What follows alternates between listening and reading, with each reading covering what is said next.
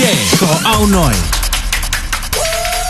หนาวลมพี่เคยนอนห่มผ้าหนาวฟ้าพี่เคยนอนกอดสาวยามหนาวพี่ในใจเบายาวอายุพอสาวยังเบาวีกูนอนอายุพอสาวยังเบาวีกูนอนแต่มาเดียว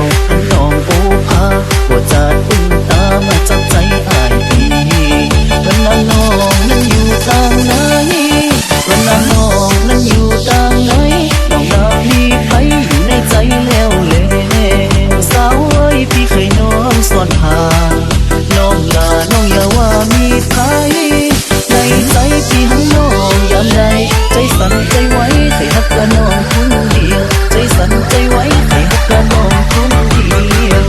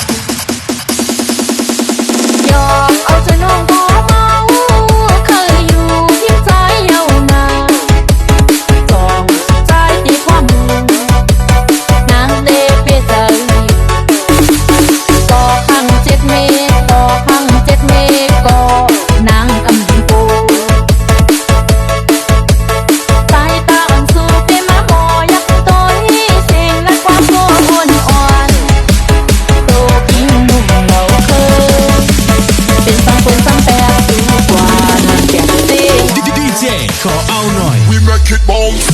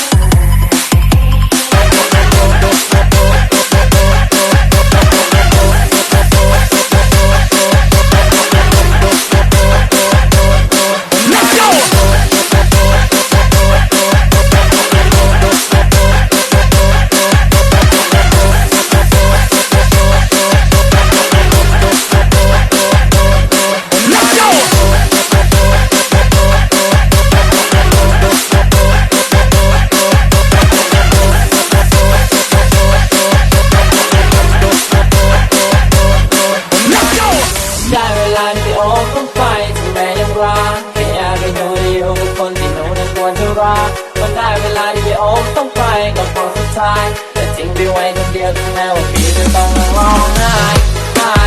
ขอแบบยังไงก็ได้ให้หนูมีความสุขพี่ก็พร้อมแต่พี่ต้องตายเรื่องมันง่ายขอแบบแต่มันไม่ง่ายแต่พี่ไม่มีหนูแล้วแต่พี่ต้องอยู่ให้ได้ยอมรับทุกความผิดทุกการกระทำพี่ก็ทิ้งให้หนูต้องอยู่ลำพังตอนที่ไม่มีหนูพี่เพิ่งรู้ว่าหนูสำคัญแต่หนูคงไม่ฟังใช่หรือเปล่าขอโทษที่พี่ทำลายความทุกอย่างและไม่มีวันเหมือนเดิมได้เดินกับหนูไปทุกทางไม่บอกแบบ feel sorry แต่พี่ขอที่ดูแลตัวเองได้ไหมที่พี่ไม่ได้อยู่ตรงนี้เพราะหนูเป็นคนที่ดีที่สุดความรักที่พี่ให้หนูนั้นมันไม่มีที่หยุดตอนเช้าก็ไม่มีใครมาให้พี่ปลุกก็ได้แต่เพ้อถึงหนูอย่างนี้หนูเคยเป็นห่วงเป็นใยแต่ว่าพี่ก็ไม่ฟังแทนที่พี่จะถามหนูว่าหนูกินข้าวหรือยังบอกแบบไม่รู้พี่ทำไม่ได้ไง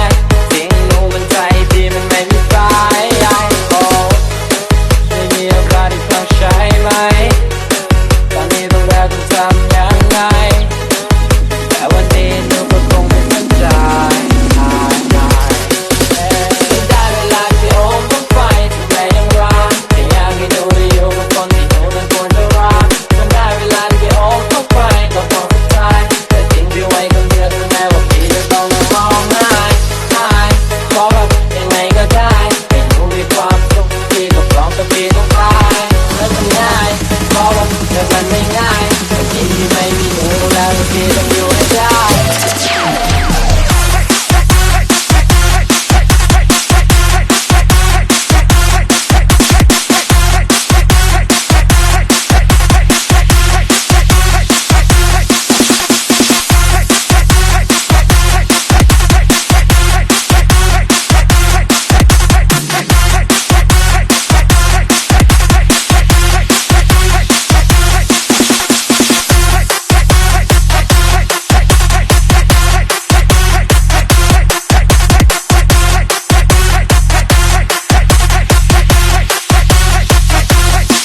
ดีเจขอเอาหน่อยบอกแค่ได้คุยแต่เกิดไม่รบกวนที่ต้องอยู่คนเดียวนี่คิดสมควรที่อยากจะรู้อยู่กับเขาดีหรือเปล่าและเขาดูแลหนูได้ดีกว่าพี่หรือเปล่าเพราะพี่ยังรักหนูเหมือนเก่าจะทำอะไรก็ยังคงคิดแต่เรื่องของเราโอ้แต่คนดีไม่เป็นไรนะครับที่ดูหนูอยู่ตรงนี้ในความฝันเรายังคงเดินคู่กันในจินตนาการที่อยู่กับหนูไปชั่วนิรันดร์แต่ในความจริงสักวันดูคงต้องลืมปล่อยที่โอมหายไปแล้วก็ไม่มีวันหวนคืนno ได้เวลาที่โอมต้องไปถึงแม้ยังรักแต่อยากให้หนูได้อยู่กับคนที่หนูนั้นควรจะรักมันได้เวลาที่โอมต้องไปก็ต้องเป็นตายแต่ทิ้งพี่ไว้คนเดียวถึงแม้ว่าพี่จะต้องนั่งร้องไห้ขอแบบยังไงก็ได้ให้หนูมีความสุขพี่ก็พร้อมแต่พี่ต้องตายเหมือนมันง่ายขอแบบแต่มันไม่ง่ายแต่พี่ไม่มีหนูแล้วแต่พี่ต้องอยู่ให้ได้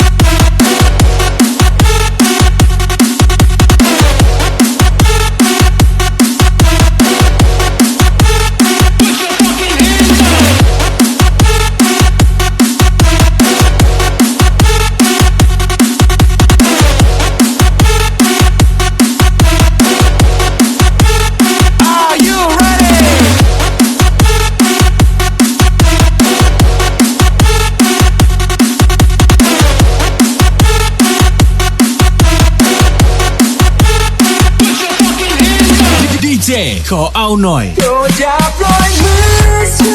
นอย่าจากไป